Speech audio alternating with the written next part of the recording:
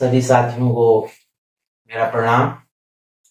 आज हिंदी विमर्श के इस वीडियो में आज का जो प्रसंग हमारा रहने वाला है, इससे पूर्व जो हमारे पहला भाग हमारा स्वर का इससे पहले वाले वीडियो में हुआ था, दूसरा भाग मैंने व्यंजन पर केंद्रित किया था और तीसरा जो भाग था वो हिंदी वर्णमाला पर था। और आज जो हमारा आज का जो टॉपिक है वह है हिंदी भाषा। हिंदी भाषा के बारे में आज हम यहाँ पर जानेंगे और जो मेरा अपना निजी अनुभव है मैं आप लोगों से साझा करूंगा। सबसे पहले यहाँ पर जो हमारी हिंदी भाषा है, तो हमें ये जानने की जरूरत है कि हिंदी शब्द कहाँ से आया है। हिंदी शब्द है वह मूलतः हिंदी का नहीं है। हिंदी भाषा में जो हिंदी शब्द है वह फारसी भाषा का है। फारसी भाषा, यहाँ देखिएगा, सबसे पहले जो है यहाँ पर जो जहाँ फारसी भाषा में अमीर खुसरो कवि हुए हैं, अमीर खुसरो, इनको कहते हैं कि आंसू कवि के नाम से जाने जाते हैं। अमीर खुसरो, कहीं पर भी जो है अमीर खुसरो के लिए कोई कह देता था कि यहाँ पर जो है आप कविता बनाओ, तो अमीर खुसरो जो है तुरंत कविता बना देते थे। तो यहाँ पर अमीर खुसरो को आंसू कवि भी बोलते हैं। तो ये अमीर खुसरो की एक रचना है, फारसी हिंदी शब्दकोश। ये खालिक बारी रचना है उनकी, उसमें 5 बार हिंदी शब्द का प्रयोग हुआ है। खालिक बारी उनकी रचना है, फारसी हिंदी शब्दकोश उन्होंने लिखा है, उसमें 5 बार हिंदी शब्द का प्रयोग हुआ है। और हिंदी भाषा के लिए हिंदी शब्द का सबसे प्राचीनतम प्रयोग जो है सरफुद्दीन, उन्होंने जफरनामा लिखी है 1424 ईस्वी में। यहाँ पर हमको सबसे पहले जो है हिंदी भाषा जो हिंदी शब्द है उसका वर्णन मिलता है। तो ये हिंदी भाषा के शब्द की जो व्युत्पत्ति उस पर थे हम कि ये मूलतः फारसी भाषा का शब्द है। अब हम आएंगे जो हमारा हिंदी की जो वर्तमान लिपि है, देवनागरी लिपि, वह देवनागरी लिपि का अस्तित्व वर्तमान तक कैसे पहुंचा, उसकी पूरी गाथा हम यहाँ पर जानेंगे। देवनागरी लिपि, सबसे पहले हम ये देखेंगे जो देवनागरी लिपि बनी है, प्रश्न भी आता है, बड़ी बड़ी प्रतियोगी परीक्षाओं में पूछा जाता है देवनागरी लिपि की उत्पत्ति किस लिपि से हुई। तो यह है ब्राह्मी लिपि। तो ब्राह्मी लिपि से देवनागरी लिपि की उत्पत्ति हुई। और देवनागरी लिपि जो वर्तमान हिंदी की लिपि है जिसमें हम लिखते हैं हिंदी को, वह लिपि अपने इस स्वरूप तक कैसी पहुंची, बहुत लंबी यात्रा है। संस्कृत भाषा से ही इसकी उत्पत्ति हुई है। हिंदी भाषा की जो जननी है वो संस्कृत भाषा ही है, मानी जाती है, तो संस्कृत भाषा है। तो संस्कृत भाषा 5000 ईस्वी पूर्व से लेकर के 500 ईस्वी पूर्व, यानी ईसा से पहले की बात हो रही है, बिफोर क्राइस्ट, बीसी पहले की बात हो रही है। ये 5000 ईसा पूर्व से लेकर के 500 ईस्वी पूर्व उस विद्वान इसको जो है जो वर्तमान आर्य भाषा अस्तित्व जो है 1500 ईस्वी से यहाँ से मानते हैं, 1500 ईस्वी पूर्व से लेकर के 500 ईस्वी पूर्व तब आर्यों की जो भाषा थी भारत में वह संस्कृत मानी जाती थी, जिसे हम आज आम बोलचाल में अपनी क्षेत्रीय भाषा या राष्ट्रभाषा हिंदी का प्रयोग करते हैं। उस समय संस्कृत में ही बात होती थी, आपस में संवाद संस्कृत में होता था। और वर्तमान में भारत में कई ऐसे गांव अभी भी मौजूद है जहां संस्कृत में ही अभी भी दैनिक वार्तालाप या दिनचर्या जो भी है संस्कृत में होती है। तो मैंने यहाँ पर बताया संस्कृत का जो समय है 5000 ईस्वी पूर्व से लेकर के 500 ईस्वी पूर्व से संस्कृत से ही पाली भाषा बनी है। पाली भाषा, तो पाली भाषा 500 ईस्वी पूर्व से लेकर के 1 ईस्वी तक रही है। पाली से बनी है प्राकृत भाषा, प्राकृत भाषा 1 ईस्वी से लेकर 500 ईस्वी, यानी अब ईसा के जन्म के बाद की बात हो रही है। तो जो प्राकृत भाषा 1 ईस्वी से लेकर 500 ईस्वी तक, और प्राकृत से बनी है हमारी अपभ्रंश भाषा। अपभ्रंश भाषा जो 500 ईस्वी से लेकर के 1000 ईस्वी तक इसका यहाँ पर काल है। तो इसी अपभ्रंश से शोरसेनी अपभ्रंश, और इस शोरसेनी अपभ्रंश से जो है नागर अपभ्रंश, और शोरसेनी अपभ्रंश से जो पश्चिमी हिंदी निकली है, और जो नागर अपभ्रंश है, शोरसेनी अपभ्रंश से नागर अपभ्रंश निकला है। नागर अपभ्रंश देख लीजिए, इसलिए इसको नागरी नाम दिया गया कि देवनागरी। नागर अपभ्रंश से निकला है ये लिपि जो है, नागर अपभ्रंश से निकली है। नागर अपभ्रंश से पूर्वी हिंदी और पश्चिमी हिंदी दो निकली है, पूर्वी हिंदी और पश्चिमी हिंदी। तो पश्चिमी हिंदी से ही ये पूर्वी हिंदी यहाँ पर हम छोड़ देंगे, इसके बारे में आप आगे वाले उसमें पढ़ेंगे।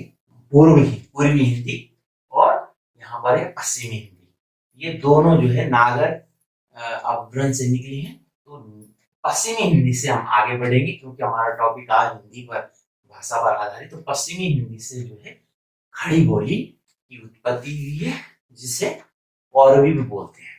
तो जो खड़ी बोली है वह मेरठ, सहारनपुर और देहरादून इसके आसपास जो है यह भाषा बोली जाती है। ये बिल्कुल खड़ी भाषा होती है। तो यही खड़ी भाषा ही वर्तमान में जो हिंदी का वो मानक रूप है, वो पूछा जाता है वर्तमान हिंदी का मानक रूप क्या है, वह खड़ी बोली है। इसे पौरवी भाषा भी, पौरवी भी बोलते हैं, स्थानीय भाषा में पौरवी बोलते हैं, और पूर्व प्रदेश में बोली जाने वाली भाषा पौरवी। तो ये मेरठ, दिल्ली, मुजफ्फरनगर, सहारनपुर और देहरादून वाला जो क्षेत्र है, यहाँ पर ये खड़ी बोली बोली जाती, यही वर्तमान हिंदी का मानक रूप है। ये खड़ी बोली ही वर्तमान हिंदी है। तो हम बिल्कुल यहाँ तक पहुंच गए हैं कि इसका जो वर्तमान स्वरूप वो कैसा बना, क्या है। थोड़ा एक सरसरी तौर पर जो है हिंदी साहित्य है हमारा, वर्तमान हिंदी साहित्य है, उसके काल विभाजन, वर्तमान हिंदी साहित्य का जो काल विभाजन है उस पर भी नजर डालेंगे। सबसे पहले हमारा जो हिंदी का जो साहित्य का जो सबसे पहला काल आता है आदिकाल। आदिकाल 1000 ईस्वी से लेकर के 1350 ईस्वी तक। यहाँ पर जो हम छोड़े थे अपभ्रंश भाषा, उसके बाद की बात यहाँ पर हो रही है। आदिकाल हमारा शुरू होता है 1000 ईस्वी से लेकर के 1350 ईस्वी तक। इसके बाद जो भक्ति काल है वो हमारा शुरू होता है 1350 ईस्वी से लेकर 1650 ईस्वी तक, और उसके बाद जो रीति काल है वह 1650 ईस्वी से लेकर के 1850 ईस्वी तक हमारा होता है। उसके बाद जो आधुनिक काल है वह 1850 से लेकर अद्यतन जो वर्तमान तक चल रहा है आधुनिक काल में ही आता है। अब हम आधुनिक काल के अंदर भीतर भी ये काल विद्यमान है, उनका भी विभाजन किया गया कि आधुनिक काल जो 1850 के बाद जहां से हमारा स्वतंत्रता संग्राम शुरू हुआ था वहीं से शुरुआत कर लेंगे। 1800 में से 1857 में पहली क्रांति मानी जाती है, लेकिन 1850 से ही शुरुआत उस दौर की हो गई थी। तब से लेकर के वर्तमान 2021 तक का जो हिंदी साहित्य का जो इतिहास है वह इस तरह है। भारतेंद्र युग हमारा जो शुरू होता है वो 1868 से लेकर के 1900 ईस्वी तक होता है। उसके जो प्रमुख, उस युग में जो प्रमुख लेखक रहे हैं वो भारतेंदु हरिश्चंद्र जी रहे। भारतेंदु हरिश्चंद्र जी, जिनको आधुनिक हिंदी का जो है जन्मदाता भी माना जाता है। तो दूसरा हमारा युग आता है वो है द्विवेदी युग। इसके जो प्रवर्तक थे वो आचार्य महावीर प्रसाद द्विवेदी थे। ये इनका कार्यकाल जो है सन 1900 से लेकर के 1920 ईस्वी तक होता है। द्विवेदी युग के बाद आता है हमारा छायावादी युग। छायावादी हमारा जो है 1920 ईस्वी से लेकर के 1936 ईस्वी तक, जिसके प्रवर्तक जयशंकर प्रसाद जी थे। जयशंकर प्रसाद जी इसके प्रवर्तक माने जाते। इसमें जो है सुमित्रानंद पंत जी भी और महादेवी वर्मा का बहुत नाम आता है छायावादी युग में। और जो प्रगतिवादी युग, यहाँ से जो है हिंदी साहित्य की जो नई बुनियाद जो है लिखी जाती है 1936 ईस्वी से लेकर के 1936 ईस्वी से लेकर के ये शुरुआत हुई थी। आप लोगों को याद होगा, यह बार बार ये प्रश्न पूछा भी जाता है कि प्रगतिशील लेखक संघ की स्थापना कब हुई थी। तो 10 अप्रैल 1936 को लखनऊ में, जिसके अध्यक्ष मुंशी प्रेमचंद जी थे। 10 अप्रैल 1936 को प्रगतिशील लेखक संघ की स्थापना लखनऊ में हुई थी। तो वही युग है ये 1936 से लेकर के 1943 ईस्वी तक।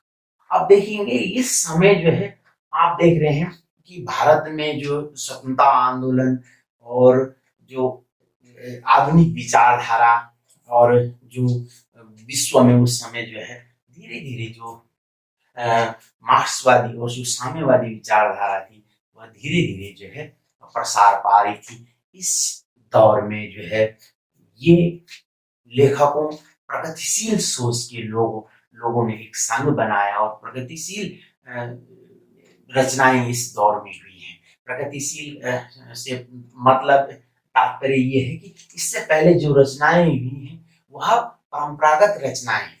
इससे हट करके प्रगतिशील लेखक या प्रगतिवादी युग में इसमें जो है एक बदलाव का दौर था, जब जो है आम जनमानस को लेकर के रचनाएं लिखी जाने लगी। मुंशी प्रेमचंद जी को हम याद करते हैं, उन्होंने दो बेलों की कथा और नमक का दारोगा और गोदान ये जैसे उपन्यास लिखे, गबन गोदान ये जैसे उपन्यास लिखे। इसमें जो है उन्होंने आम जनमानस को जो है अपनी रचनाओं का क्या बनाया, नायक बनाया। आम जनमानस को जब जो है प्राथमिकता साहित्य में दिए जाने लगी, तो ये है प्रगतिशील सोच, यानी बदलाव वाली सोच। तो इसके बाद जो है हम प्रयोगवादी युग है। प्रयोगवादी युग 1943 से लेकर के 1954 तक, 1943 से लेकर के 1954 ईस्वी तक है। यह दौर जो है आप लोगों ने देखा होगा तार सप्तक वाला दौर। तार सप्तक वाला दौर जो है इसके प्रवर्तक हैं सच्चिदानंद, हीरानंद, वात्स्यायन अज्ञे। बताइए, इतना लंबा नाम है कि 3-4 लोग इसमें फिट हो जाएंगे। तो सच्चिदानंद, हीरानंद, वात्स्यायन अज्ञे जो है इस युग के प्रवर्तक हैं, रहे हैं। 1943 से लेकर 1954 तक ये युग चला। और उसके बाद आए नई कविता का दौर। नई कविता के दौर, यह भी प्रगतिशील सोच वाली कविताएं इसमें आई। इसमें जो है नए नए कविताएं रची जाने लगी, जिसका जो है जो मूल परंपरागत स्वरूप से बदल करके इसमें कविताएं रची जाने लगी। नई नई विधाओं में कविताएं रची जाने लगी। जो परंपरागत रूप था जो कविता का, जिसमें जो है गेयता ज्यादा थी, गेयता यानी गानपन ज्यादा मौजूद था, तो उससे हट करके अब जो मुक्त छंद है, यानी निराला जी जूही की कली, मुझे याद आ रहा है जूही की कली, उसमें उन्होंने सबसे पहले ये मुक्त छंद का इस्तेमाल किया। तो मुक्त छंद का इस्तेमाल इन नई कविताओं में इस्तेमाल होने लगा। तो ये नई कविता का दौर हमारा शुरू हुआ है 1954 से लेकर के 1972 ईस्वी तक। और उसके बाद जो अद्यतन जो वर्तमान युवा लेखन है, इसमें जो है वर्तमान में बहुत प्रसिद्ध हो रही है जो गजल जो छंद है, इस समय प्रचलन में गजल छंद में लोग बहुत अच्छी अच्छी गजलें लिख रहे हैं। तो ये वर्तमान युवा लेखन का दौर है, नई कविता लेखन का दौर है। ये 1972 से लेकर जो अद्यतन है। अभी हमारे उस समय पूर्व जो है हमारे बीच से हमारे उत्तराखंड के मंगलेश डबराल जी, जो टिहरी जिले के काफल पानी गांव के, उनकी बहुत याद आती है कविता, संगतकार कविता। उस रचना में उन्होंने संगतकार को अपनी कविता का प्रमुख नायक बनाया। संगतकार जिससे कोई पूछता ही नहीं, ऐसे संगतकार हमारे जीवन में बहुत देखने को मिल जाते। जैसे हम आज यहाँ पर जो खड़े, हमको बनाने वाले जो हमारे शिक्षक, हमारे माँ बाप, जो जिनका हमको गढ़ने में जिनका योगदान रहा है, वो अभी नहीं दिख रहे, हम ही दिख रहे। तो उन संगतकारों की बात इन कविताओं में की गई। तो ये प्रगतिशील और नई कविता का दौर है। ये हमारा पूरी गाथा थी हिंदी की वर्तमान साहित्य की पूरी गाथा। इसके बाद हम चलेंगे थोड़ा सा प्रसंग से हट करके आप लोगों को ले जाना चाह रहा हूँ। ये इस वाले प्रसंग से हट करके, वैसे तो हम हिंदी भाषा वाले प्रसंग में तो बने वर्तमान में ये बात सामने आती है, भाई हिंदी का स्वरूप कैसा होना चाहिए। कुछ जो है परंपरागत विचारधारा या कुछ आधुनिक विचारधारा, इसमें बहुत ऐसी टकराव स्थिति कभी कभी हो जाती कि प्राचीन विचारधारा वाले कहते हैं कि इसका मौलिक स्वरूप जो है संस्कृत निष्ठ होना चाहिए, और जो वर्तमान विचारधारा की वो तो ये सोच जो मुक्त विचारधारा के ये सोचते कि भाई सबको जो है इसमें हिंदी भाषा में स्थान मिलना चाहिए। तो मेरा यही सबसे निवेदन रहेगा कि हमें इस तरह के विवाद में नहीं पड़ना है कि पुरानी विचारधारा नई विचारधारा। हमें ये करना है कि जो हिंदी है वह गंगा के समान है, वह समुद्र के समान है, जहाँ जो है तमाम जगह से नदी और तमाम जगह से नदियां आती हैं और सारे उसमें जो है समाहित हो जाती है। हमारी हिंदी उस हिंद महासागर के समान है, जैसे गंगा है तो तमाम नदियां उसमें मिलती हैं।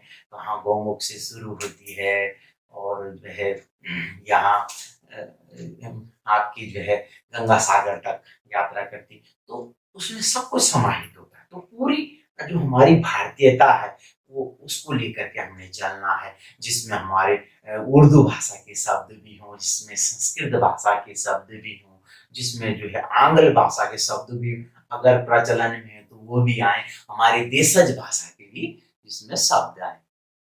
ऐसी हमारी हिंदी है। हिंदी ने जो सबको स्वीकारा है। ये हिंदी ही ये भारतीयता का एक रूप है, भारतीयता की पहचान है, जिसमें जो है सर्व संभाव सबको इसने जो है अपने में समेटा है। ये है हम सबका व्यक्तित्व ऐसा होना चाहिए, जो गंगा जमनी तहजीब जिसको बोलते हैं, ये समरसता सबको शामिल करने का गुण है, वो हिंदी में ही है। तो हिंदी को हमने इस तरह से नहीं बनाना है कि दूसरे उससे जो है नफरत करने लग जाए, इस तरह की बात जो है नहीं होनी चाहिए। हिंदी में हम सारा, जैसे मैं खुद शिक्षण करता हूँ तो हम ग्रामीण क्षेत्र में शिक्षण करते तो वहाँ स्थानीय भाषा जो है, हम स्थानीय भाषा के शब्दों को अपनी कक्षा के पठन पाठन में इस्तेमाल करते हैं। जैसे समझने को मैं बींग ना कहता हूँ, मैं बोलता हूँ छात्रों को कि आप बींगे कि नहीं बींगे। स्थानीय भाषा के बहुत सारे शब्द हम इस्तेमाल करते हैं। इससे क्या होता है, बच्चे के साथ हम अच्छी तरह से जो है संवाद कर पाते हैं, उसे भी लगता है कि यार अपनापन है। उन शब्दों को जब हम इस्तेमाल करते हैं तो अपनापन है ऐसा लगता है। तो भाषा ऐसी होनी चाहिए हमारी, हमको हमारा दायित्व है इस हिंदी को हम इस तरह से सजोए, इस तरह से पिरोए, ये जो है सब इसमें सबकी ग्राह्यता, मतलब सब कुछ इसमें समाहित हो और लोग उसको सहर्ष खुशी खुशी स्वीकार करें। ये हिंदी देखेंगे। अभी हम हिंदी भाषा में प्रयुक्त अन्य भाषा के जो शब्द हम कहते हैं, वैसे तो अधिकांश शब्द जो है, जो इसकी माँ जो है हिंदी की वह संस्कृति है। अधिकांश जो है शब्द जो है संस्कृत से ही आए हैं। जो संस्कृत वाले शब्द हैं वो तत्सम कहलाते हैं, और जो संस्कृत से बने हुए शब्द हैं वो तद्भव कहलाते हैं। तो ये देखेंगे हम सब संस्कृत और फारसी की भाषा के जो शब्द है। यहाँ देखेंगे छायादार, यहाँ पर शब्द है छाया और दार। छाया तो है संस्कृत के और दार है फारसी का। उसी प्रकार लोकशाही एक शब्द है, लोक है संस्कृत का, शाही है जो फारसी का। उसी प्रकार हिंदी और फारसी से मिलकर बना हुआ शब्द है ना, दो भाषाओं से मिले हुए शब्द, ये संकर शब्द कहलाते हैं। तो ये देखेंगे चमकदार, चमक हो गया हिंदी का, दार हो गया फारसी का। छापा खाना है, छापा हो गया हिंदी का, खाना हो गया ये फारसी का। आप देखेंगे मैं उसी पेन से इसको रेखांकित किया है, वही पेन आप देखेंगे यहाँ पर। एक बार देखेंगे, आप इसका स्क्रीनशॉट भी ले सकते हैं। तो अपनी सुविधा के लिए स्क्रीनशॉट भी आप लोग इसका ले सकते हैं। इसके बाद जो है हिंदी और अंग्रेजी जो वर्तमान इस बहुत प्रचलन में है, इसको इंग्लिश भी बोलते हैं, हिंदी प्लस इंग्लिश वर्तमान चल रहा है प्रचलन में। इंग्लिश ज्यादा बोलते हैं लोग। जैसे मैंने मॉर्निंग में ब्रेकफास्ट किया था, आप बताइए, ये जो है वर्तमान में प्रचलन में है, तो हमको बहुत जो प्रचलन में और जो चीजें उसको स्वीकार्यता होनी चाहिए, उसमें हमको कोई स्वीकार करने में कोई वो थोड़ी है। मैं आपको अभी ये बोलूंगा कि भाई कृपया अपना मोबाइल दीजिए, तो आप सीधा अपना मोबाइल मुझे देंगे। मैं आपको बोलूंगा कृपया अपना चलिए दूरभाष यंत्र दीजिए, आप भी बोलेंगे यार क्या बोल रहा है, ये रेलगाड़ी है, रेल है। अगर हम उसको लोह पदगामिनी बोलने लग जाए तो सुनने में तो अच्छा लगेगा, लेकिन जो है भाषा की जो संप्रेषणीयता है, जो भाषा की जो मर्म है, जो उसका जो बात है वह मर जाए, जो हम बोलना चाहते हैं। तो यहाँ पर देखेंगे तो इंग्लिश का मैं कह रहा हूँ, अगर प्रचलन में कोई शब्द है तो उनको साइड से स्वीकारना चाहिए, कहीं ऐसा ना हो जैसे हिंदी साहित्य के इतिहास में फ्रेंच इतिहासकार गार्सा दा तासी, आपने नाम सुना होगा गार्सा दा तासी, और जो इंग्लिश जॉर्ज ग्रियर्सन ग्रियर्सन, कहीं ऐसा ना हो कोई बाहर से आए और हमारा जो है इतिहास लिखना लग जाए। इसलिए जो वर्तमान में चलन में है उसको हमें स्वीकार करना चाहिए। तो ये देखिए हिंदी और इंग्लिश, ये इंग्लिश का शब्द है टिकट और घर है हिंदी का, लाठी है हिंदी की, चार्ज है इंग्लिश का, अंग्रेजी और संस्कृत। देखिए अब मशीन है अंग्रेजी का, कारण है संस्कृत का, फिल्म उत्सव जो फिल्मोत्सव हुआ, फिल्म जो है अंग्रेजी का और उत्सव हो गया हमारा संस्कृत। देखिए कैसे भाषा में शब्द आए, अरबी और हिंदी का। देखिए किताब किताब हो गई हमारी अरबी भाषा का, और घर हो गया हमारा अपना हिंदी। आम हो गया, आम चुनाव आपने सुना होगा, अभी बहुत जोर शोर से चल रहा था पश्चिम बंगाल, जहाँ जहाँ चुनाव हुए 5 राज्यों में और केंद्र शासित प्रदेश में, आम और चुनाव। आम अरबी भाषा का, चुनाव हिंदी भाषा का। उसी प्रकार देखो रोमन से जो हम बोलते हैं सारे महीनों के नाम अंग्रेजी के, तो जनवरी का जनवरी बना रखा, फरवरी का फरवरी बना रखा है ना, दिसंबर का दिसंबर बना रखा। ये सब रोमन भाषा के जो जितने भी वो है नाम है। चीनी भाषा का पटाखा हो गया, पटाखा। चाय हो गया, चाय शब्द हो गया। जापानी का रिक्शा, जापानी भाषा का रिक्शा। ब्राजील का तंबाकू है ना, मैक्सिको का टमाटर है, लाल लाल टमाटर। यूनान से आया हमारे पास एटलस। देखिए कहाँ कहाँ से इसमें शब्द जो है आए और हिंदी भाषा में जुड़ते गए जुड़ते गए जुड़ते गए। यही है हमारी हिंदी भाषा है, ये हमारी राष्ट्रभाषा। तो तभी बनेगी हमारी राष्ट्रभाषा ये जिसमें सब कुछ समाहित होगा, सब कुछ इसमें समाहित होगा और सबकी भागीदारी होगी। इसमें देशज शब्द भी आएंगे है ना, स्थानीय भाषा के शब्द भी आएंगे, प्रादेशिक भाषा के शब्द भी आएंगे, और जो अन्य भाषाएं हैं, विदेशी भाषाएं, उनके शब्द भी आएंगे। तो आखिर में मैं यही कहूंगा यहाँ पर कि हिंदी भाषा का हमारा स्वरूप ऐसा होना चाहिए जिसमें 2 शब्द आपको बोलूंगा, रेल और गाड़ी। रेल हो गई उनकी अंग्रेजी भाषा की, और गाड़ी हो गई हमारी, है ना। उसी प्रकार एक आपने सबने खाया होगा ब्रेड, ब्रेड दिया अंग्रेजों ने, है ना। हम रोटी खाने वाले अंग्रेजों ने ब्रेड दिया, हमने उस ब्रेड को काट के पकौड़ा बना दिया, ब्रेड हो गया उनका, पकौड़ा हो गया हमने उसको ब्रेड पकौड़ा बना दिया। अब बताइए हर जगह प्रचलन में कि ब्रेड पकौड़ा, पकौड़ा हमारे स्थानीय भाषा का हो गया पकौड़ा, और ब्रेड का ब्रेड से बना पकौड़ा, पकौड़ी छोटी ना, पकौड़ा बड़ा। ब्रेड को काटा, लगाया बेसन वूसन, फर्स्ट क्लास बना दिया पकौड़ा। इस तरह से हमने शब्द गढ़े, ये शब्द बने। तो ये हमारी हिंदी भाषा थी। आप लोगों को ये वीडियो कैसा लगा, आप लोग जो है कमेंट बॉक्स में बताएं। और इस जानकारी को आपको अच्छी लगी तो ज़्यादा से ज़्यादा लोगों तक शेयर करें, साझा करें, और हमारे जो बच्चे अभी इस पैंडेमिक महामारी के दौर में गुजर रहे हैं उन तक ये जानकारी पहुंचाएं।